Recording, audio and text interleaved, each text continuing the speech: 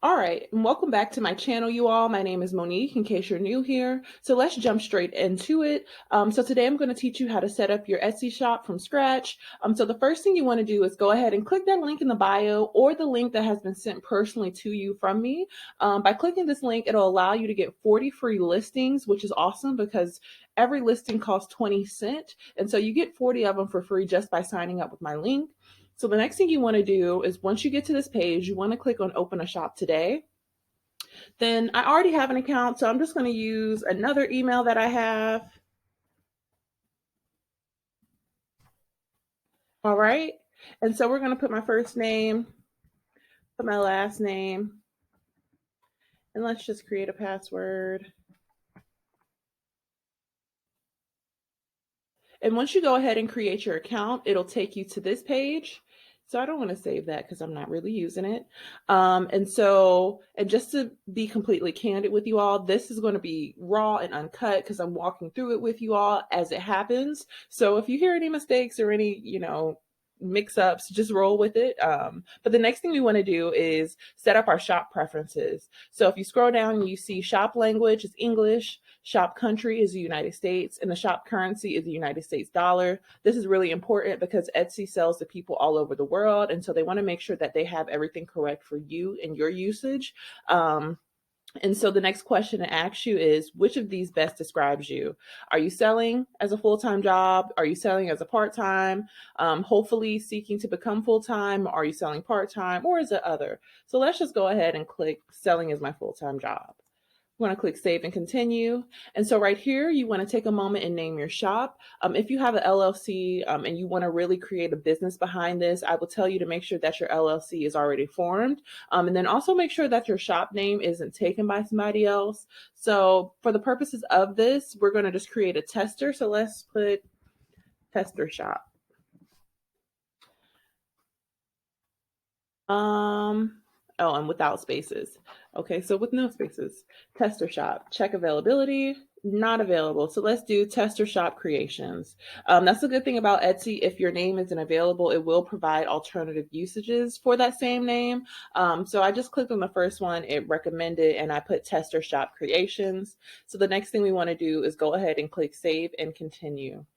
And so now Etsy wants you to upload your stock image. So when you do this, you want to make sure that you're very intentional with whatever image that you decide to put. Etsy is very particular, and you also get higher rankings when you have clearer photos, photos that really resonate with your buyer. Okay, so the next thing we want to do is go ahead and add our first photo. So the first photo, I'm just going to find something that I have already on my computer. And it could be anything, again, make sure that whatever photo that you have really caters and shows off whatever you're trying to sell. So once you upload your photo, I also recommend that you find a way to add a video to this. By adding a video and taking advantage of this feature, Etsy will boost your rankings when people go to search for whatever you're selling. So if you can, I would really advise you to make a very quick video of your product or even just behind the scenes of how you're making your product, but it's very important that you add this step. And so the next thing we want to do is add a title. And so here is where your title would go.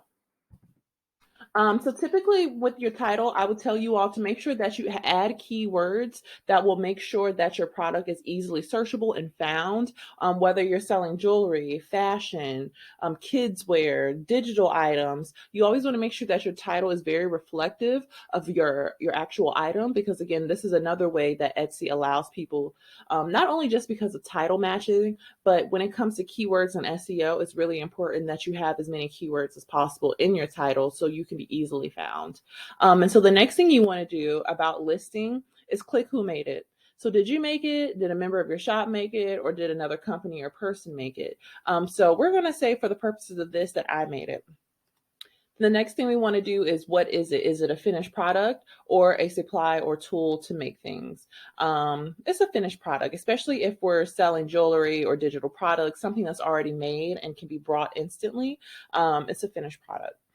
And so made to order, did I make it this year? Did I make it last year or within the last 10 years? Again, is it made to order? You can go as far back as whenever, especially if you have some vintage items. So I'm just going to put I made it this year. And then the category, if your item is handmade, let's type in handmade and see what comes up. Handmade mugs, handmade bar soap, handmade nipple jewelry, so many different things. Um, let's also type in digital products. And so digital products and calendars and planners. And you see underneath each category, it gives you like a subcategory. So party and paper supplies, or paper and party supplies, paper, calendars and planners. Then right here you have art and collectibles, drawing and illustration, digital products and templates. So it could be paper and party supply, paper, stationery, design and templates. You get the idea. So you want to make sure that you really take your time out and choose a category that represents your item. So for right now, I'm just going to click the first one, and you see all of these little subcategories pop up. So then the next thing you want to make sure that you choose is your primary color. Is this beige, black, blue, pink, whatever color that this item is, you want to make sure that it is properly represented in this category. Even though it says optional, this is another way for when people search digital pink items or digital blue items, you're able to be found. So let's go ahead and click black. Then the secondary color, same thing. It says optional, but again, it really helps narrow down your actual listing to the people who are trying to find it and buy it. So let's say this is black and brown. And then for the occasion, you have the option of putting first birthday, anniversary, baby shower, so many different things. But let's just say that this is a first birthday digital template that I'm creating. The renewal options, so each renewal lasts for 4 months or until the listing sells out. And so you can make it as automatic. So whereas when it expires or when your digital item sells out, it'll automatically reload with the quantity that you already have set place, or you can make it manual, which means that you'll renew this on your own. I typically keep my listings on automatic just so I don't have to worry about it. Then the type, you want to make sure if it's a physical or digital item. This is important, and we'll talk about that later on in the video. But for the purposes of this video, it's a digital item. Then you want to add a brief description. So this is a digital item for first birthday parties. And then you can really get as creative as you want, and you can narrow it down. You can be really specific. You can even provide extra details, especially if this is a digital item. But you can provide extra details on how to use the item, what this item is best used for, and things like that. So you have full range in the description box. And so the next thing you want to do, if you have a new production partner, so say if you're doing drop shipping, I will tell you to make sure that you update this, but it really all depends on what you're selling. But this is, again, if you have a production partner or anyone who is not a part of your Etsy shop who helps make your physical produce item or physical item. And so the next thing you want to do is add a section. For me and my Etsy shop, because I sell digital templates, I try to organize my shop by category or by section. So I have a place where all my digital flyers are stored. I have a place where all my social media kits are stored. I have another section for all my business cards and thank you cards. So it really all depends on you. But if you're selling jewelry or clothes, you want to have a place for your hats, or you have a place for your watches. So when people take interest into your item, they can go and then look into that section instead of searching through, hundreds of listings to find what they're looking for. If they're looking for watches, they can just click on the section for watches and go from there. So you can add your first section. So let's just do digital Instagram flyers and click save.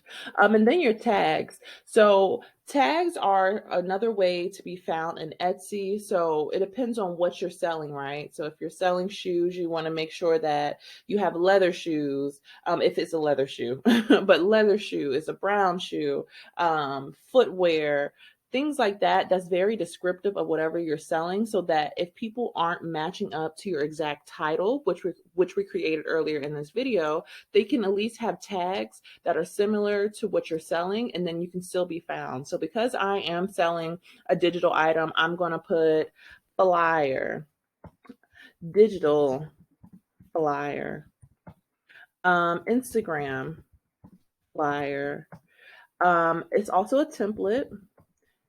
I made it in Canva. This is a birthday flyer, and you kind of get the gist. So you just want to make sure that whatever you put right here is very descriptive. Even in the box, it says shape, color, style, function, etc. And then also materials. If you're selling things like shirts, you want to make sure that you include your ingredients or your components. If it's a cotton shirt, you want to make sure you add that. If it's a liquid, you want to make sure to explain what type of ingredients and materials go into that. This is really helpful for those who may, have an allergy or may can only use specific things. You want to make sure that you include this. It's really important for the buyer, and it could be a really great selling point. So the next thing we want to do is add our price. That's very straightforward. Let's make this $5. Then we want to go ahead and add our quantity. Let's say we have 10 of these in stock. And I just want to read what it says for quantity. So for quantities greater than one, this listing will renew automatically until it sells out. You'll be charged 20 cent USD listing fee each time. So as I stated at the beginning of this video, you get 40 free listings. The cool thing about Etsy is, say if you have one listing and you sell out of your 10 items like that, when it's time to renew it, it'll go into that 40 free listings that were offered initially and then take one from there. So then you'll have 39. So it's really great to be able to have, just an even playing field to start off with, where you don't have to pay anything out of pocket and you can kind of get your feet wet with Etsy. So you can add a SKU number. This is really important for bigger, businesses and brands. If you have a specific number, when it's time to do your paperwork on the back end, you can have a list of identification numbers to help you find what sold, what didn't sell, are you in stock with this, especially when you have physical product.